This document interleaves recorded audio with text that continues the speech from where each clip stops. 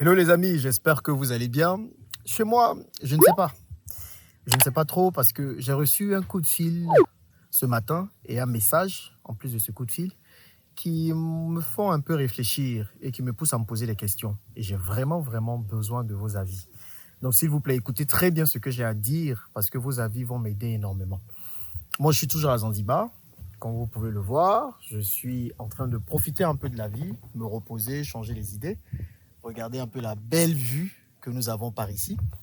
Et donc, c'est dans ce beau cadre-là que j'ai reçu ce message qui m'a fait un peu réfléchir. Et... Bref, vous allez me dire ce que vous en pensez. Je vous explique rapidement. Donc, c'est une de mes tanties, une sœur à ma maman qui m'a appelé ce matin. Elle m'a appelé tout affolée. Moi, je me demandais, mais qu'est-ce que se passe? Ah, thank you. No, Let me just get it. What? Sorry No, for it's the okay. light. Allez, on m'a servi un petit cocktail, un Virgin Mojito. No, was it? It's okay. Really? It's good, yeah. Let me get it. It's very good, thank you. Voilà, bon cocktail. Donc, passion, mojito et tout, c'est très bon. Du coup, elle m'a appelé ce matin et elle était toute affolée. Et moi, je lui dis, bah, ah, bonjour Tati, comment ça va et tout. Elle me dit, hey Ivo, faut arrêter ce que tu fais. Hein. Il faut arrêter ce que tu fais, c'est pas bien. Tu mets ta vie en danger. Tu mets vraiment ta vie en danger, faut arrêter. Et moi, je suis affolé, je dis, mais hey Tanti, qu'est-ce qui se passe? Et là, elle va me dire que tu as toute ta vie est sur Internet. Elle dit, on se lève ici, Jean-Yves. On se lève là-bas, Jean-Yves. C'est toi qui montes tous tes business. Tu montes tout ce que tu fais. Il faut te cacher un peu. Pour réussir dans la vie ici en Afrique, on se cache. Donc, commencer à me répéter ça. Que je dis tout, je raconte tout sur Internet. En fait, toute ma vie est sur Internet. Et elle se référait surtout à la dernière vidéo que j'ai partagée, dans laquelle j'étais au Kenya, où je disais un peu que j'avais rencontré des potentiels clients au Kenya. Et donc, elle dit, oui, tu donnes toutes les sommes. On ne montre pas sa vie comme ça, c'est pas bon. Et juste après, j'ai reçu un message de mon service juridique qui a dit, mais en fait, que je parle trop des business sur ma chaîne. En fait, je rentre trop dans les détails. Et le service juridique me demandait d'être un peu plus évasif et de ne pas trop rentrer dans des détails, sinon ça peut me causer des problèmes. Bon, moi j'ai vu ça, je me suis dit, bon, c'est quoi le truc en fait? C'est quoi le souci? Donc je vous pose la question et répondez-moi franchement. Est-ce que vous pensez que je fais bien de rentrer dans tous les détails de mes différents business? Ou bien vous pensez que je devrais faire plus attention et cacher quelques détails de mes business? Je veux vraiment avoir vos avis. Donc, qu'est-ce que vous voulez que je fasse pour vous? Parce que c'est vous mes abonnés. Et c'est pour vous que je fais tout ça. Quand je me suis mis sur YouTube, sur les réseaux sociaux, c'était surtout pour vous apporter de la valeur. Parce que moi, avant, je n'étais pas sur les réseaux sociaux. Moi, je m'en fous des réseaux sociaux.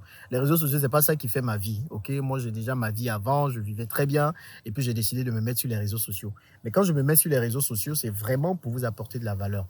Donc maintenant, si cette valeur-là doit me causer des soucis, ce n'est pas la peine. Vous comprenez? Et quand je demande à la tante, mais c'est quoi l'histoire? Pourquoi elle pense que ce n'est pas bien? Elle me dit qu'il y a des gens qui peuvent être mal intentionnés et vouloir me faire du mal. Par exemple, des gens qui vont savoir que j'ai tel business en Côte d'Ivoire, j'ai tel business au Kenya, que le plus souvent, les gens, quand ils savent ce que tu fais, eh bien, c'est là qu'ils vont chercher à te nuire. Et puis, elle a commencé à me raconter des histoires des anciens tontons qui ont mis comme ça leur vie un peu à nu. Et puis, on les a bassés. Bassés, c'est quoi? Comme on dit, on a fait joujou sur eux. En fait, on les a ensorcelés et puis ils ont perdu tout du jour au lendemain. Donc, elle m'a raconté beaucoup ces trucs-là. Donc, je ne sais pas trop ce que vous en pensez. Est-ce que, bon, moi, ce n'est pas des choses auxquelles je crois, hein. Mais c'est vrai que je me rends compte que quand je partage quelques-unes de mes business, quelques-uns de mes business, par exemple le parc, quand j'avais partagé à l'époque, oui, on commençait le parc et bim, on a commencé à avoir des problèmes. Et l'hôtel aussi, quand j'ai commencé à partager, bim, quelques petits soucis. Donc peut-être la solution, ce serait d'attendre quand les projets sont terminés pour vous les présenter ou tout simplement de ne même pas les présenter. Là, j'ai vraiment besoin de vos avis. Je pense que j'ai déjà assez présenté sur la chaîne des projets. Vous voyez un peu tout ce que je fais. Vous savez que quand je viens pour vous parler d'entrepreneuriat et d'investissement, ce n'est pas juste dans la bouche ou ce n'est pas parce que je suis allé lire des livres pour venir les mettre sur Internet ou bien pour venir vous réciter ces livres-là. Mais c'est parce qu'il y a de l'expérience derrière. Donc, mon souci, comme je le disais auparavant, c'est de vraiment vous aider. Mon souci, c'est de vraiment vous apporter de la valeur et de vous montrer qu'il est possible de partir de zéro pour arriver à héros.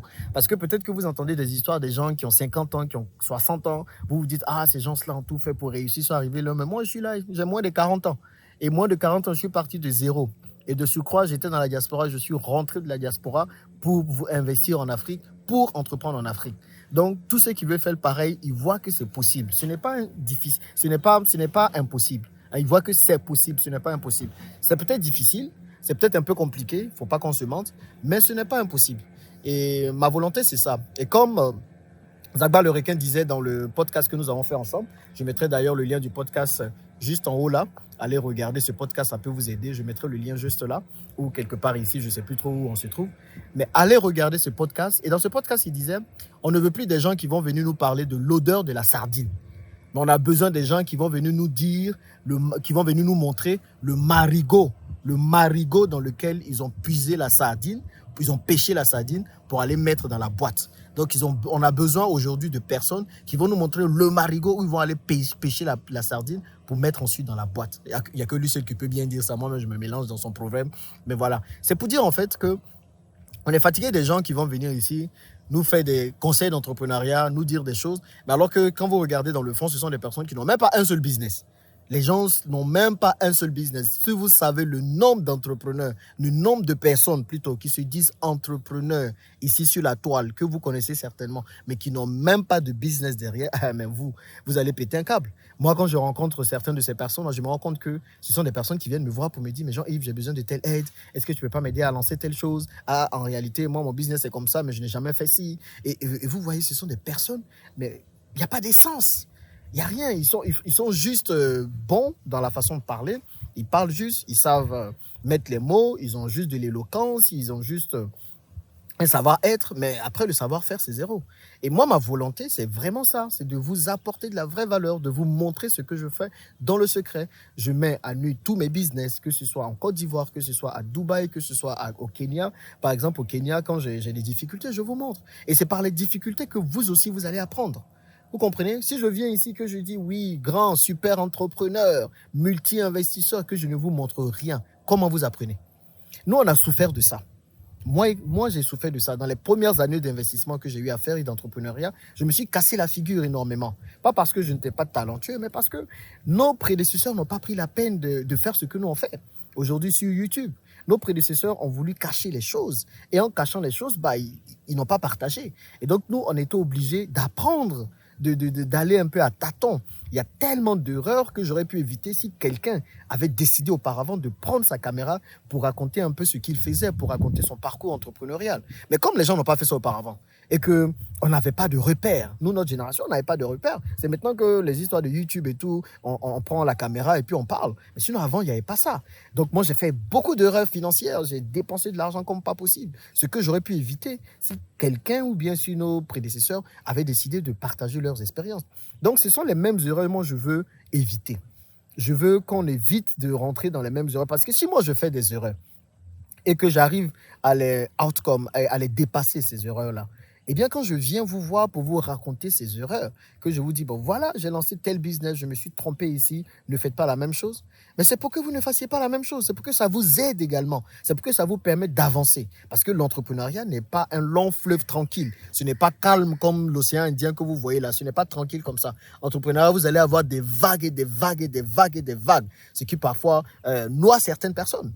Ce qui parfois emmène certaines personnes et tue certaines personnes. Donc, ma volonté, ce n'est pas de me faire voir, ce n'est pas encore une fois de venir me jouer les plus grands entrepreneurs, ce n'est pas je ne sais pas, ce n'est pas de montrer que oui, c'est moi qui ai tous les milliards, mais c'est juste pour vous inspirer et pour vous dire, c'est possible aussi pour vous de réussir en partant de zéro, ce qui est mon cas.